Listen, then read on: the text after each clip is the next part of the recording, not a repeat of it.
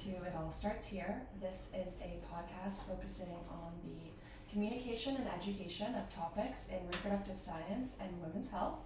I'm your host, Olivia Moyer, and we are here at the Institute for Women's Health here at UCL in London. And today's topic is, as you can see by the title, going to focus on egg freezing, which is something that, of course, has been trending a lot recently in the media, but as well as that is something that is very important to talk about. So today I have with me the lovely Dr. Zeynep Gurten, who is a lecturer and sociologist of reproduction and gender here at the Institute for Women's Health. Her research interests are really just in the social, ethical, and relational issues surrounding fertility, infertility, assisted reproductive technologies such as egg freezing, and new family forms. So I am so thrilled to have you here today, Zeynep, to talk about egg freezing and hear all about this topic from your perspectives, as well as the different ones that you've done your research on. Yeah, it's great to be here. Thank you very much, Olivia. So I always kind of like to take a bit of a historical point of view on the topic, and as you mentioned, this has been going on now, egg freezing has been going on now for about a decade, so since 2013. And I thought, to start off, why don't we kind of look at it across the 10 years? What has this decade shown us about this topic, and really just dive right in? Yeah, and I guess it might be useful to just mention before we go into that, we can think about sperm freezing, which has been around for much, much longer. So one of the questions we get asked is, why is egg freezing a new technology when sperm freezing has been around for a very long time? And that's really to do with the technicalities of the kinds of cells that eggs are. Eggs are very large cells, the largest cell in the human body, and they have a high water content. So even though scientists were trying to freeze eggs for quite a long time before, the success rates were really low because those cells didn't respond very well to freezing. It's sort of, the process was described as, they almost caused shards as they crystallized as they tried to freeze. And it's really in the early 2000s that a new technique developed, which is called flash freezing or vitrification, which froze the egg cell instantaneously pretty much, that started to yield higher success rates. And that was very experimental for around a decade. And then really in 2012 and the start of 2013 is when we see the professional bodies, both the American Society of Reproductive Medicine and the European Society for Human Reproduction and Embryology, begin to say, okay, based on the randomized control trials we now have, we can say that the success rates for egg freezing are improving. And with caution, women can start to use this as part of their reproductive planning. So the decade that I refer to in terms of egg freezing is really that decade since the professional bodies have sort of okayed the use of this technology for women who are electing to undergo this procedure. Wow, yeah, that's, crazy to know that it's something that, I think that's kind of holds true for various topics relating to women's health, where it takes a little bit of time, maybe too long, to get these different things kind of kicked off their feet. The advancement comes a bit slower than when we're talking about men's health, perhaps. Yes. Yeah. So, in terms of this egg freezing, there are obviously a whole bunch of questions that people have. But I guess, first and foremost, what is, maybe we can just do an overview of the topic. What is involved in the process? Because I think, when people first think of egg freezing, obviously we know that you have to get the eggs and they get put somewhere, but what does that really look like? Yeah, so the underlying logic of egg freezing is all to do with reproductive aging. So as women get older, they have fewer eggs, and the remaining eggs that they have are poorer in quality. So this is why as women get older, particularly in their late 30s and early 40s, they tend to have more miscarriages because their eggs have more chromosomal abnormalities and they find it harder to get pregnant. So the underlying logic of egg freezing is that if you can take out some eggs when you're younger, and flash freeze them and store them exactly as they are, that gives you the possibility to try to conceive with those younger eggs at an older age when it's the right time for you to try and have a baby. So that's kind of the backdrop. And obviously we're now living in an era where age of motherhood is increasing right across the Western world and beyond. So this is something that might be relevant to increasing numbers of women. And then, as you said, what's involved is it's almost like we're much more familiar with the idea of IVF. And egg freezing is almost like half an IVF cycle. So a woman needs to take drugs, hormones, in order to stimulate her ovaries to develop multiple eggs, as opposed to the one egg that would usually be developed in a month. And then those eggs are taken out with a surgical procedure, sort of using a transvaginal needle. And then once the eggs are collected, unlike in IVF where they would be fertilized with sperm and creating embryos, once they're collected, they would be flash frozen immediately. And then the idea is they're there in storage if you wish to come back and use them at a future date, at which point you'd need to thaw them and then fertilize them with sperm, create embryos, almost like the second half of an IVF process. Just hearing about it from you, it's crazy. It just is way more, I think, invasive than, at least I had thought, but I think a lot of people, unless they're really going through it, come to believe, because there's just, on top of the actual procedure, like you said, there's hormones that you have to take, which is, really affects your entire lifestyle. I think sometimes egg freezing is talked about in fairly flippant terms or in very elective terms or in the same breath as something like Botox. and that really can minimize the extent to which we're talking about a medical procedure. And like every medical procedure, there are potential side effects and there are potential risks. And most of those risks are fairly well managed, very well managed in most cases, and most people tolerate the side effects quite well. But it's important to know that some women do suffer from risks and side effects. And I think one of the problems is that because egg freezing is talked about in this rather light-hearted, yes, as if it's almost like a luxury product kind of way, some women do find themselves entering the procedure without a full appreciation of what might go wrong or what might be involved, which, that's really problematic, because we really want people, especially when they're undertaking a medical procedure, to be fully aware of those potential difficulties. Yeah, absolutely. It's so important. And, as I sort of said at the beginning of the episode, it's something that is kind of a trending topic, and I like kind of how you refer to it similarly as, luxury treatments, for example, Botox, because it's so true. We see celebrities doing it and talking about it, and there's kind of a glamour around it. I think there are absolutely some, celebrities who talk about it in a more in-depth way, which I think is really important and important to illustrate the process. But yeah, I think it's definitely kind of over-glamorized. Yeah, for sure. When I talk to women about egg freezing, most women might not know anybody who's been through an egg freezing process. But as I said, the medical process itself is like the first half of IVF, and almost everybody knows someone that's been through IVF. And if you speak to anybody that's been through an IVF cycle, they will tell you very clearly it's not that simple, it's not that easy. It can be quite taxing on the body. Some people can find it quite uncomfortable. And in a way it seems that it's more acceptable to talk about those difficulties when you're going through IVF, as opposed to if you're going through egg freezing, with the kind of the implicit assumption being, well, you chose to do this, so, just put up with it. Totally. Yeah, I guess one of the troubles that it is for me is it's a solution, I guess we can dive into, who it is that's really doing this. It's kind of proposed as a bit of a solution, which we can talk about further. But who is it? Through your research of people that are doing egg freezing, I know that often, my mind goes to people who want to have it as potentially an option to help with their, careers or, have something going for them. They want to spend more time without children, but they don't want to cross off that possibility in the future.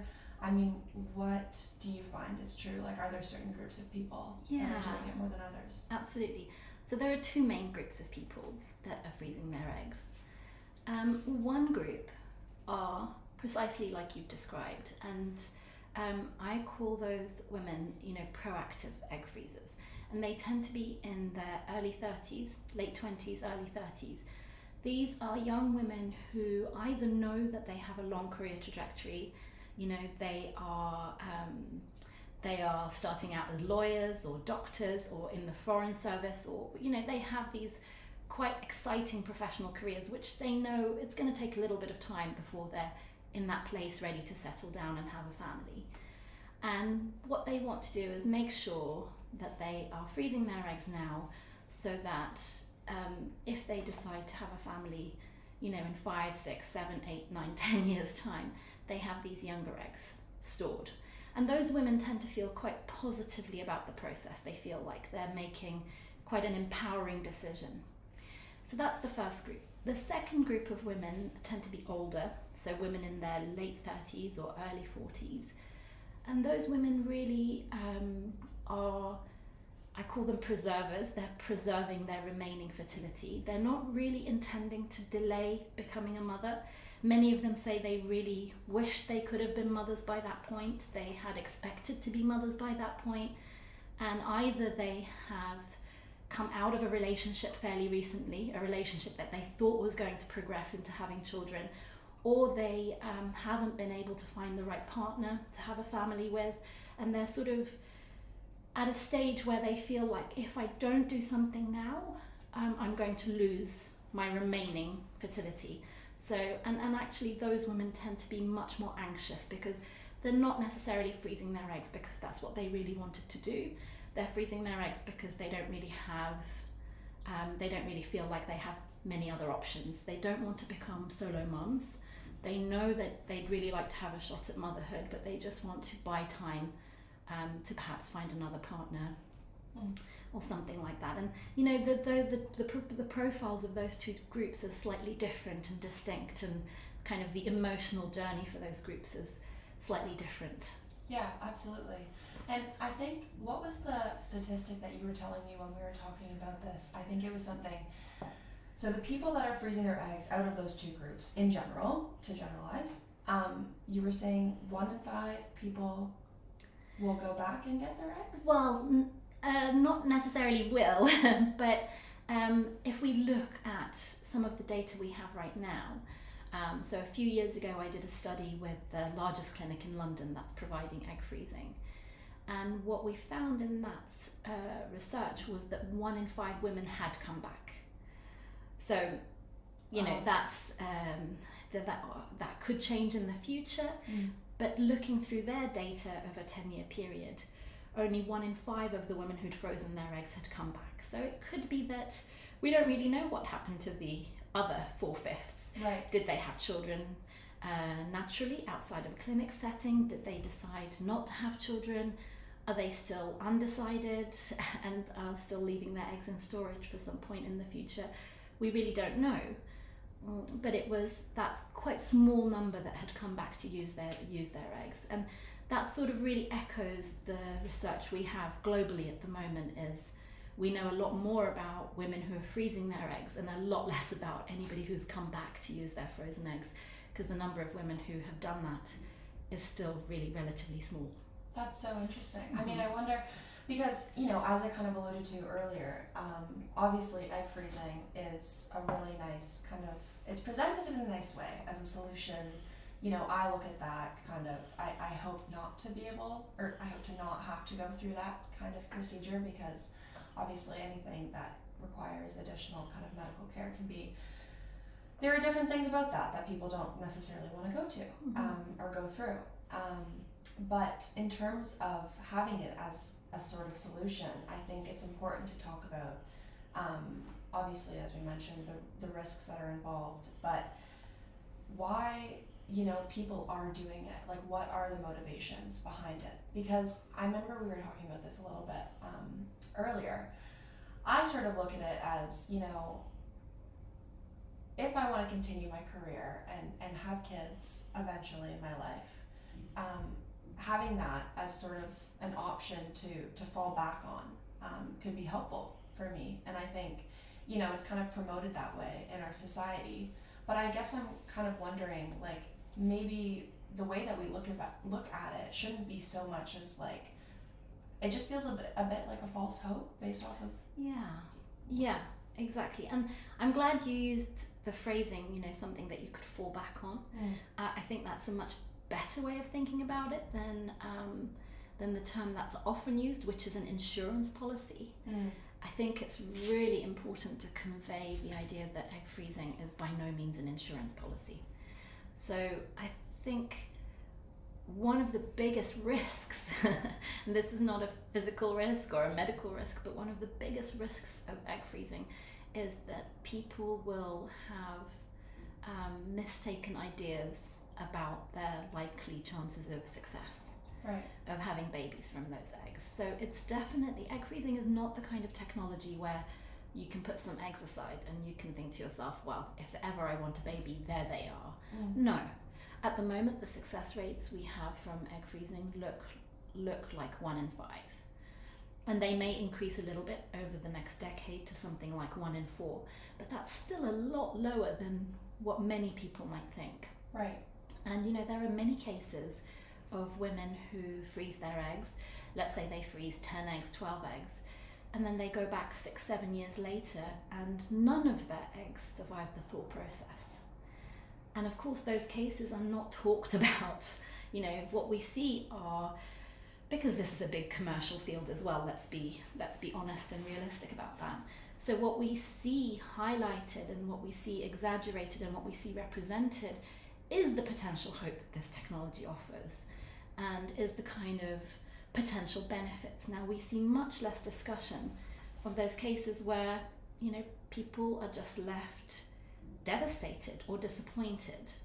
So I think it's really important, if anybody is freezing their eggs, that they do think about it as, like a fallback. Right. Something you really shouldn't be relying on as your plan A. Right. Because something that has a 1 in 5 or 1 in 4% chance of success should never be the main plan that you rely on. Right.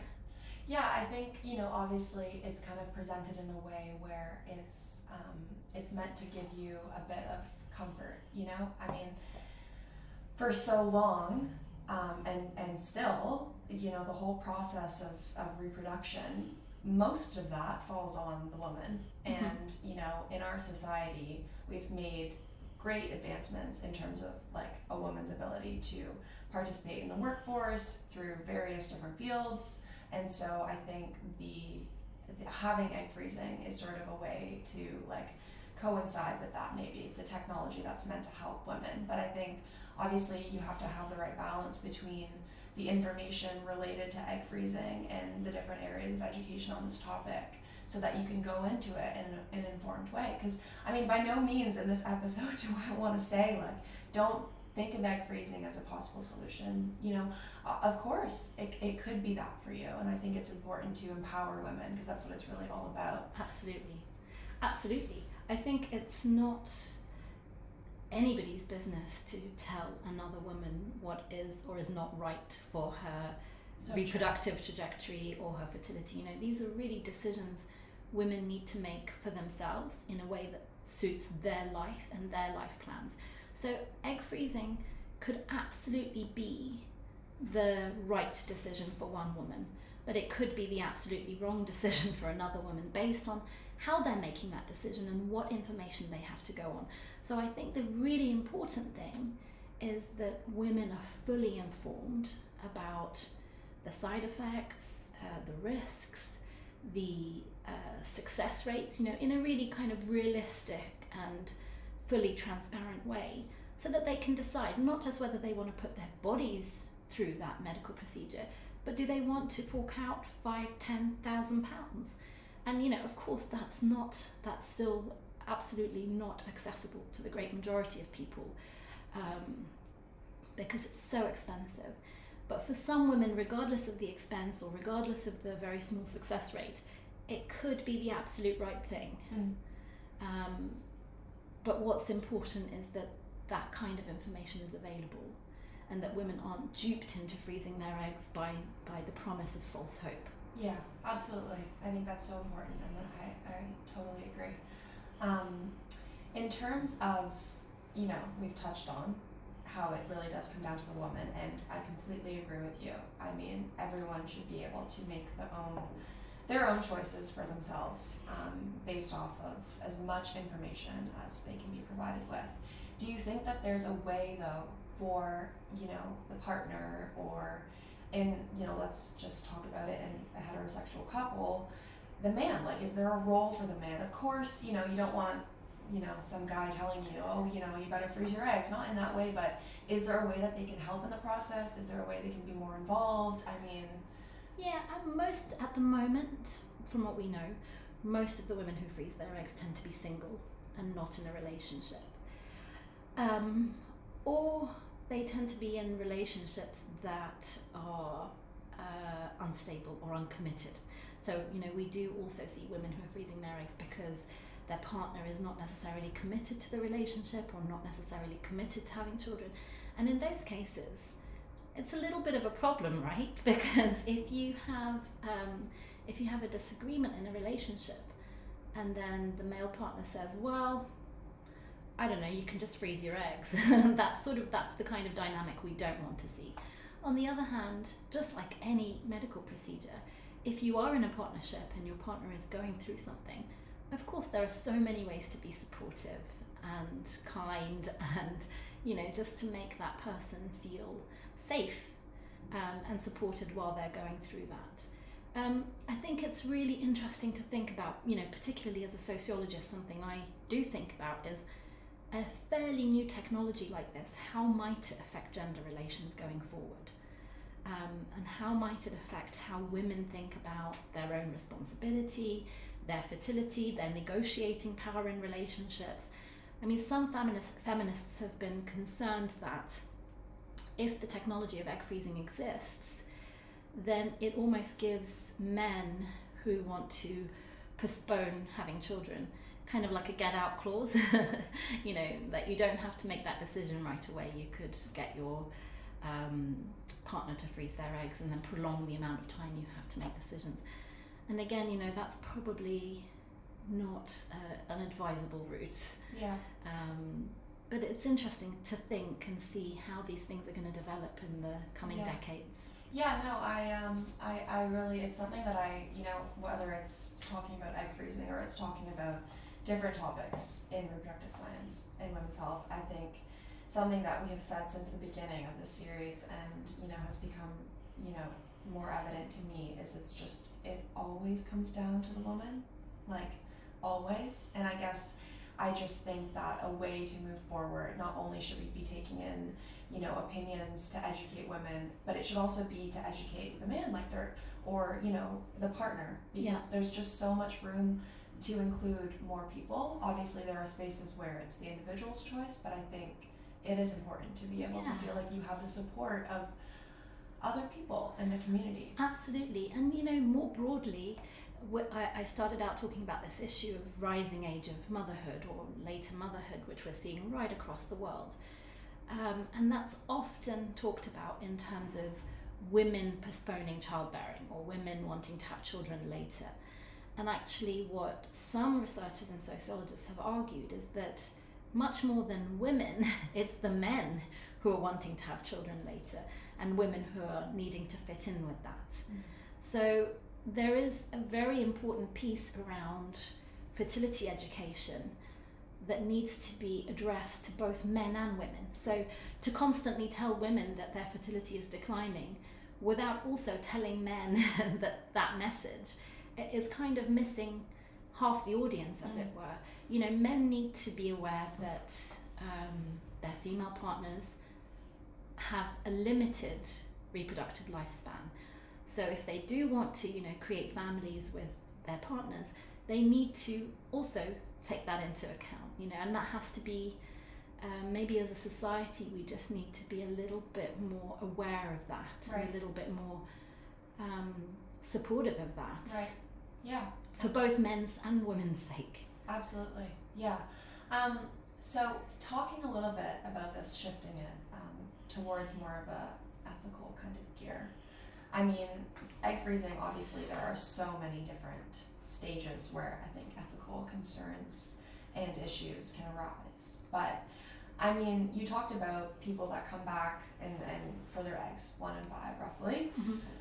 The people that aren't coming back for the eggs, I mean, how long are those kept? Obviously we're talking about in the UK here, but you know, how long are they kept and what happens to them when they're not used? So in the UK we used to have a law that said eggs frozen for elective reasons, so not for medical reasons. Let's sort of put that aside, that's a whole other scenario. But eggs that were frozen for social reasons until last year could only be stored for up to 10 years. So if you froze your eggs when you were 32, you had to either use them or discard them by the time you were 42. That was just that 10-year limit.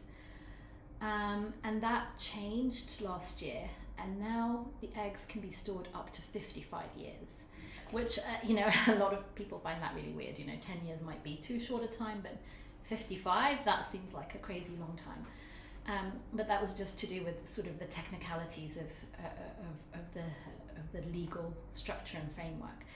So effectively, what that means is there isn't a deadline on storage at the moment. So those eggs can be, you know, as long as you keep giving consent, every 10 years you can store them for up to 55 years. One of the concerns people have about that is that even women who are no longer considering using their eggs, either because they are too old or they've created families, they might just want to keep them in storage because these are quite precious entities that, you know, most women would have gone through quite a lot to get, and it's possible that you might have complicated emotional relationship or complicated emotional feelings about those eggs. And so it is a concern that we might end up with thousands and thousands of eggs in storage in different laboratories across the UK.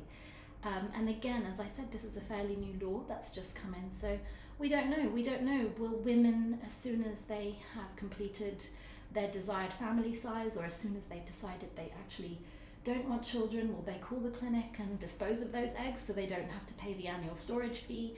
Or will they just keep storing them, or maybe will they donate them to research? Or so we really don't know what's going to happen with those increasing numbers of eggs that are now being put in storage. Yeah, and I'm sure that can't be cheap to keep your eggs in storage either. Yeah, it's about £350 to £500 a year at the moment. Oh, wow.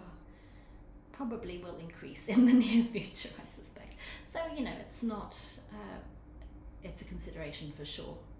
Interesting. Yeah, I mean, okay, so we've talked, you know, sort of about who is doing it and the motivations behind why they're doing it. But, you know, in previous podcasts where you have talked about egg freezing, you've kind of alluded to some concerns that you have in that space of egg freezing, particularly about sort of, as you touched upon here, the marketing of the egg freezing and who is kind of being targeted with this. I mean, I have to admit, like, for sure, I've thought about it, not seriously or as, you know, something that I'd be doing. How old are you, Olivia? 23. 23, yeah. Yeah. So are you getting Facebook ads and Instagram ads for egg freezing? I get ads, I get, you know, in different social media kind of people talking about it, that they've gone through their experience with it, but also like on TV and reality TV shows that I'm watching, it's something that I see people going through, talking about. It just kind of is like a constant chatter. Yeah. That's kind of background noise. Yeah. And so it just, similar to Botox, is something that you feel is, oh yeah, I guess I could do that. It's just, it's sort of seeping its way in, and I'm kind of like, well, actually, I don't know about that. Yeah. I mean, I find that disturbing. And, you know, you are a 23-year-old young woman who is more involved and interested in the science of women's health than most. So you can just imagine that for many young women, that constant chatter could actually become really concerning, especially if what they end up feeling is oh my goodness, my fertility is going to run out really quickly, and here is this perfect technology that offers a solution, and if I don't do something about that now, it will be my fault if I can't have children. I mean, that's a really, really problematic message to be sending to young women. I think certainly early 20s is an inappropriate time to be targeting women for egg freezing or thinking about egg freezing. So let's separate the scientific story from the social story. Scientifically speaking, we know that the younger a woman is, the better quality her eggs are. So at age 23, you have fabulous quality eggs, and they're only going to deteriorate in quality. However, there is no reason to assume at 23 that you will have any problems in having the family that you want later down the line. So if we have a situation, particularly that we're seeing in some places in the US, of like aggressive advertising saying, you know, this should be the present that you give to your daughter when she graduates university, etc.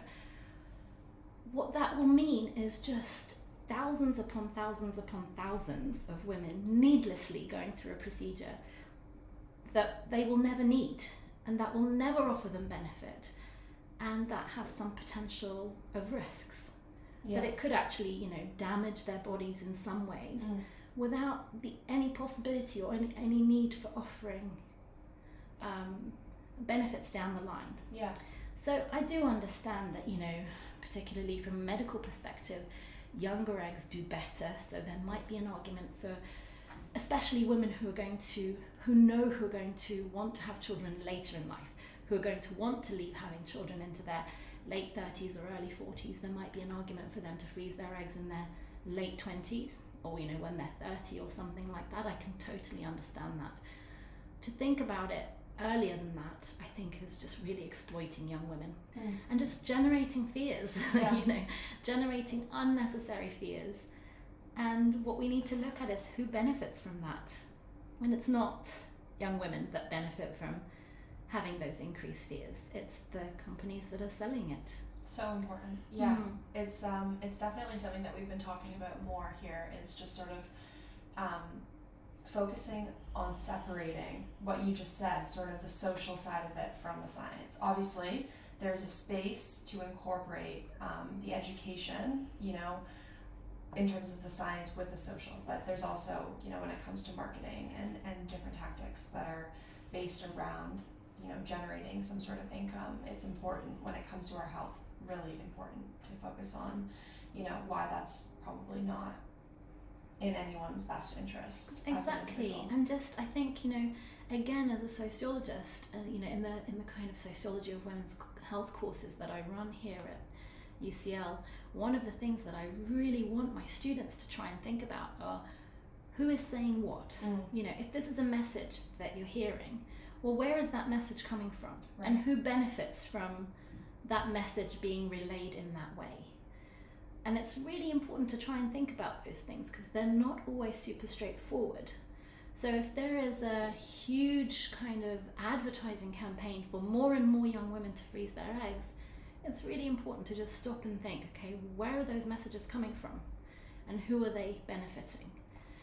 And to just kind of be a little bit critical and analytical about how we process those messages. Such good advice. Yeah, I think such good advice for egg freezing, but also, you know, as you said, anything relating particularly to women's health. Because what we don't want at the end of the day are, you know, any technology in and of itself isn't necessarily good or bad. Right. It could be used for good, it could be used for bad, depending on how it's framed in society. So this is why we want the kinds of laws and the kind of ethical principles around things that mean that, you know, technologies provide benefit to society as opposed to harm. So I think that's kind of what we've got to be aware of. Yeah. We don't want women to have ridiculous, unrealistic expectations and additional responsibilities and burdens placed on their shoulders. And we certainly don't want young women who are never going to benefit from it to feel like they have to freeze their eggs because it exists and they must do it. It's like, no, this technology exists. and it might be the right choice for some women, but that will really depend on particular circumstances. It's absolutely not something everybody needs to go out and do. So true. Yeah, really, really great. That's all I have to say. I'm kind of speechless, to be honest. I've learned so much from you. And it's lovely talking to you. It's been so great having you Even though here. it's a very hot room. I was going to say, yeah, absolutely. Yeah. So I guess on that note, I look forward to seeing with your research, your different perspectives in this space going forwards. But it's been so great talking with you. Thank you so much, Olivia. Thank you.